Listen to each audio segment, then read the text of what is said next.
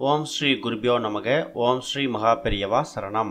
ஒரு மனுஷனோட வாழ்க்கையில் முன்னேற்ற தடைகளுக்கு பல காரணங்கள் இருந்தாலும் அதில் முதல் காரணமாக இருக்கிறது கண் திருஷ்டி தான்.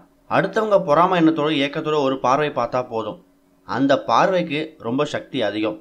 நல்லா வாழக்கூடியவங்களை கூட வீழ்த்தக்கூடிய அளவுக்கு கொடூரமான சக்தி தான் கண் திருஷ்டி, போட்டி, பொறாமை.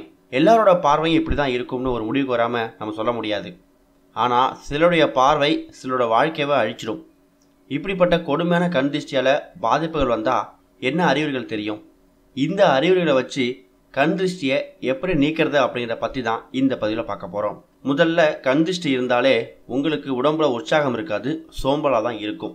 எந்த ஒரு வேலையிலையும் ஆர்வம் காட்ட முடியாது. ரெண்டாவதாக எதையோ சிந்திச்சு அழுதுகிட்டே இருப்பீங்க. தேவையில்லாமல் மனக்குழப்பங்கள் வரும். அது எல்லாத்துக்கும் காரணம் கண் திருஷ்டி தான். மூணாவது, ஒரு சில விஷயங்களை நீங்கள் இழக்கிற மாதிரி இருக்கலாம். பொருளாதார ரீதியாக பல விஷயங்கள் உங்களுக்கு இழப்பாக கூட இருக்கும்.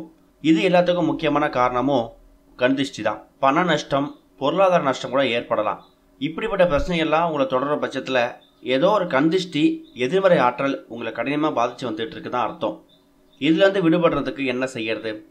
ஒரு மெல்லிசான காட்டன் துணி ஒன்று எடுத்துக்கோங்க. அப்படி இல்லைன்னா வெள்ளை நிற டிஷ்யூ பேப்பர் கூட இதுக்கு யூஸ் பண்ணிக்கலாம். வெள்ளை நிறத்தில் இருக்கக்கூடிய ஒரு துணியை எடுத்து அதில் ஒரு கிராம்பு, ஒரு வெள்ளை பூண்டு, ஒரு பச்சை கற்பூரம், ஒரு படிகாரக்கல் வச்சு மடித்து இரவு தூங்கும்போது உங்கள் வீட்டோட ஹாலில் மெயினான இடத்துல வச்சுடுங்க. இந்த பரிகாரத்தை செய்யும்போது நீங்கள் குடும்பத்தில் இருக்கக்கூடியவங்க எல்லாரும் அதை தொட்டு எடுக்கிற மாதிரி எடுத்துட்டு அதுக்கப்புறமா வீட்டோட ஹாலில் வச்சுடுங்க. இரவு தூங்கி எந்திரிச்சு மறுநாள் காலையில் அந்த மூட்டையை கட்டி வச்சுருக்கீங்கள, அதை உங்களோட தலையில் வலது பக்கம் 3 முறை, இடது பக்கம் 3 முறை திருஷ்டி கழிக்கிற மாதிரி கழிக்கணும். அதுக்கப்புறமா அந்த பொட்டலத்தில் இருக்கக்கூடிய விஷயங்கள் எல்லாத்தையும் தண்ணியில் விடக்கூடாது. ஒரு கற்பூரம் ஏற்றி அதை நெருப்பில் போட்டு எரிச்சிடுங்க.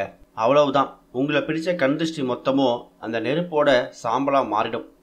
இந்த பரிகாரத்தை செவ்வாய், வியாழன், ஞாயிற்றுக்கிழமைகளில் செய்யலாம். அமாவாசை இரவிலையும் செய்யலாம். நிச்சயமாக உங்களை பின்தொடரக்கூடிய பிரச்சனைகளுக்கு இது ஒரு தீர்வாக இருக்கும். நல்ல வழியை கொடுக்கும். நம்பிக்கை இருக்கிறவங்க, கண் திருஷ்டியால் பாதிக்கப்பட்டவங்க தாராளமாக இந்த பரிகாரத்தை செஞ்சு பயன்பெறலாம். ஓம் ஸ்ரீ குருபியோ நமக. ஓம் ஸ்ரீ மகா பெரியவா சரணம்.